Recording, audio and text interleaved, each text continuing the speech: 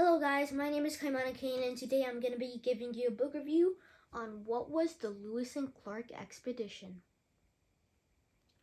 So the Lewis and Clark were two different people who went on an expedition through a bunch of unknown land in the American West. What they did is they found many different plants that they didn't see in their homeland, and I believe one animal they saw, thinking that it was a new animal, which it was, that they've never seen before. It was a prairie dog, just a plain old prairie dog, and they saw so many different animals that seemed so common to us that they didn't even know back then. And when they explored it, they were like, "What? That's an animal?" And it was like really crazy how they did it. So Lewis and Clark, first they saw that there was a bunch of unclaimed, or well, I wouldn't say unclaimed, but unknown land in the American West. So they just thought, why don't we just go on an expedition to see what the unknown land is? And Clark was like, yeah, of course, let's do that. So what they did is they asked for money from the government, and they give them that to get all the food, and they'd also have to hunt for food because they'd be losing a lot of food then.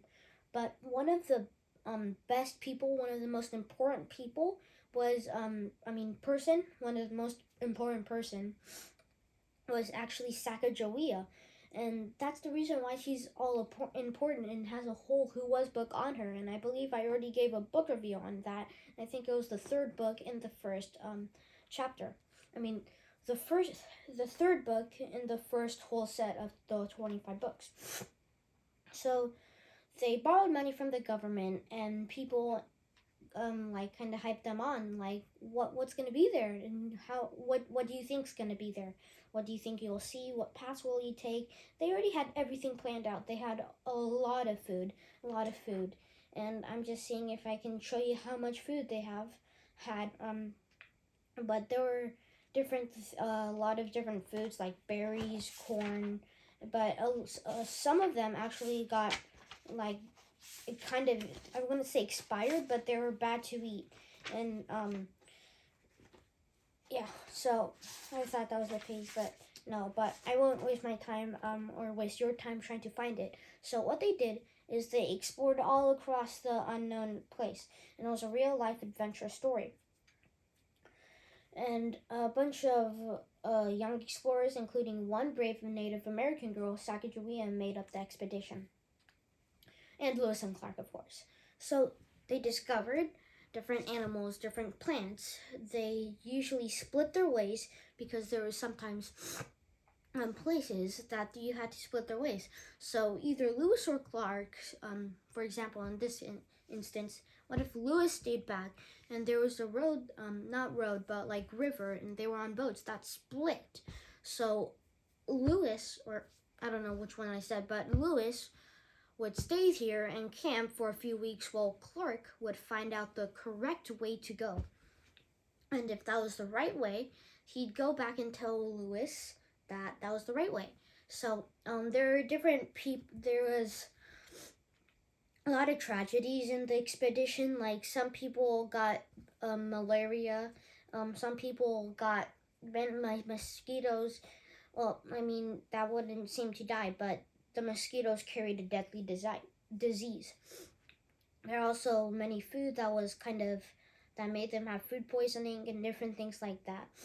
But other than that, there wasn't really much to do except that they used like some stars to navigate. They had some maps, they had some tools, and I believe both of them had a journal. They wrote down everything they saw in their journal, all the different plants, what it looked like. They maybe they had a whole page on one possibly plant that they've never seen, or an animal, for example, a prairie dog. Prairie dog, small, burrows underground, but there'd be a lot more written on that page. So there were different things like that. And when they got home, I skipped too far, but Sacagawea, so she's a Native American girl that she has her own Who Was book. And what they did was when like the weather was too harsh and the river had like white water, and it was like going everywhere. One of the ships actually sank, but Sacagawea helped save all the food, all the stuff, all their knowledge, or else all of that a year's worth of stuff would be put to waste. So Sacagawea also helped with directions and different things like that. And then they got home and I mean, it was amazing. And there were different things like they saw dead whales. It was really hard to go along the terrain since it was so hard. They constructed things out of wood, like forts with logs stacked one above another, with separate huts and rooms, as well as a parade ground and a storage area. The 1805 through 1806 winter was long and rainy. Lewis wrote in his journal 4 hours every day. Clark spent his time drawing maps. The men didn't have that much to do except for hunt and make clothes and moccasins out of elk hides. So they did everything. They used all the animal materials. If they used elk, if they killed an elk, they'd use their food and eat it, or they could hunt. They could make clothes and stuff like that out of their fur. And different things like that. So that just shows you how creative they were and how they used their surroundings to their fullest potential. And I think it's just an interesting book. 7 out of 10. Maybe I don't know. All the expedition books, they're just like I don't know. They were just too tired and stuff like that. But I mean, it's a true story. And they went through snowy terrain, dry terrain, rainy terrain, muddy terrain, and different things like that. So I think it's just interesting how they did it. And overall, 7 out of 10. Really good. But there's 16 pages of photos inside, and I'm going to show you if I can get to the right pages. Okay. So this is President Thomas Jefferson. I don't know why he's in this book. Right here. So now we have a replica of the Discovery, the keelboat used during the expedition. The boat used. Here's the Missouri River at Hosser Dam near Helena, Montana, and an illustration of the signing of the Louisiana Purchase.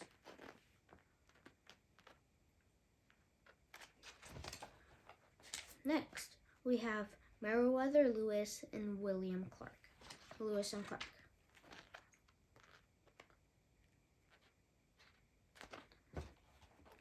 Next, we have a 19th century map of the Lewis and Clark expedition prepared using information from William Clark's journals.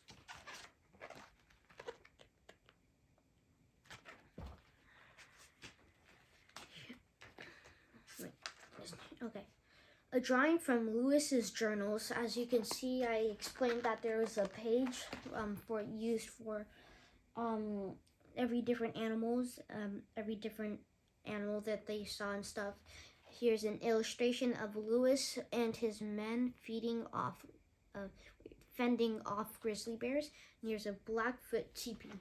A teepee is basically like a house for Native Americans. It has all the essentials and stuff like that. Here's Lewis and Clark's journals. Here's Pompey's Pillar in Montana. And here's a sculpture of Sacagawea and Pompey at the U.S. Capitol Visitor Center in Washington, D.C. Pompey was actually Sacagawea's son, I believe. And it was really hard to take care of him, too, because he usually got a lot of fevers and got really sick. So here's an illustration of Sacagawea guiding the expedition, an American buffalo, a modern replica of Fort Mandan, and inside the replica of Fort Mandan. Sacagawea also led them to see and more look around stuff. And yeah.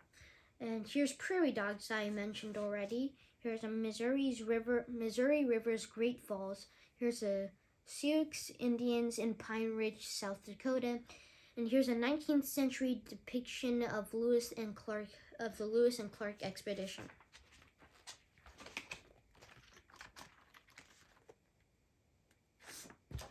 Here, sorry, wrong page.